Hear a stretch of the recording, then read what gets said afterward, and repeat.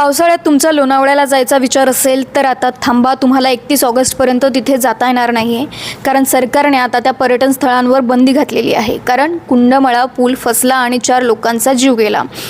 त्यामुळे सरकारला हे करणं सोपं वाटतं आहे.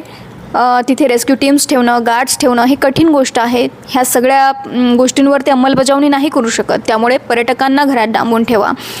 त्यांना हे करणं सोपं जास्त वाटतं आहे. पण मग प्रश्न आहे की पर्यटकांनी जायचं कुठं? तुमचे घाट सेफ नाही आहेत, तुमचे रस्ते तोडके मोडके आहेत, तुम्ही बांधलेले पुतळेसुद्धा ढासाळत आहेत. तर मग पर्यटकांनी जायचं कुठं?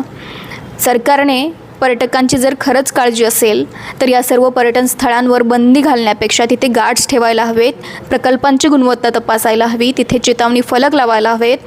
खरं तर हे अशी सगळी उपाययोजना करणं गरजेचं आहे, कारण निसर्ग धोकादायक नाही आहे, सरकारचं दुर्लक्ष धोकादायक आहे.